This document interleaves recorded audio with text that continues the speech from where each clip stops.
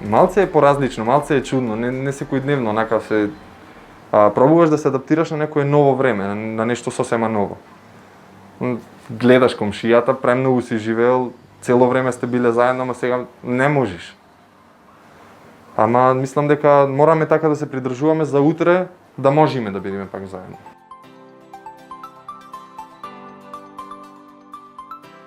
Можам да издржам.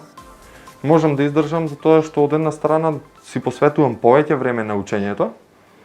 Иако, нели, кога ќе застанеш да учиш и последно време кога правиш пауза, јас треба тука сам да правам пауза. И што правам? Јас гледам преку прозор и правам пауза.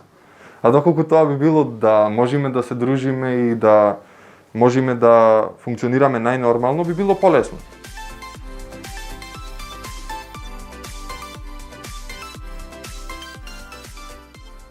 Стравот не беше кај мене воопшто присутен, затоа што јас знам дека ќе се придржувам до мерките, затоа што јас знам со кого ќе комуницирам и со кого ќе се дружам. Малку имаш од од домашните, да кажем од мајка ми, ја беке ќе одиш Скопје, нели најмногу заразени и слично.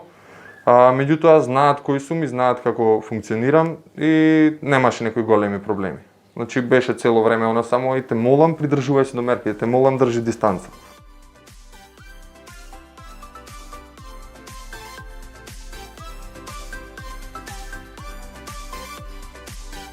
Кај имам две омилени јадења, тоа беше едното денешното, кога е грашок со месо, имаме и свинско и телешко месо и пилешко. Тоа можам да кажам дека ми е онака омилено и исто мислам дека сабота беше кога имаме некое си селско тавче. Али стварно е добро.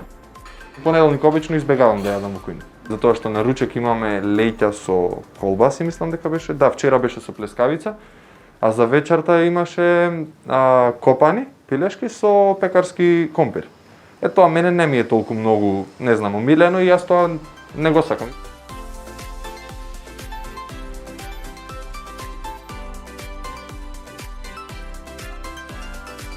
Кај секоја соба заслужуваат бољар, топла вода. Посебно во овие ладни денови, парното да биде постојано пуштено. Трета работа и дефинитивно мислам дека тоа е и желба на секој студент, без разлика дали било прва година или петта година, клупчето.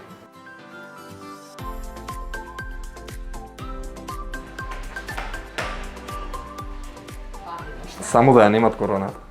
Само да ја немат короната и таа група на луѓе кои што бевме на еден спрат, тоа функционирање на живот, премногу онака, значи, не знам, на вечер, кафе, или на сабајле пред одење на факултет, тоа беше обавезно пред одење на факултет, 7-7,5 часот се збираме, например, кај мене во соба, со соседите, пиеме кафе и секој по свој пат. Или кога се враќаме од факултет, обавезно одиме на кафе.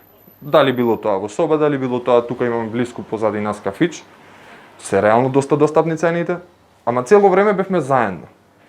Сега со ова што се случи, нели, со намалување на капацитетот на студентските домови, можам да кажам дека 70% од тие луѓе кои што претходната година бевме цело време заедно ги немат. Ги немат затоа што не можеле да се вселат тука, немале, не знам, толку бил капацитетот на студентските. И тоа стварно премногу фалите.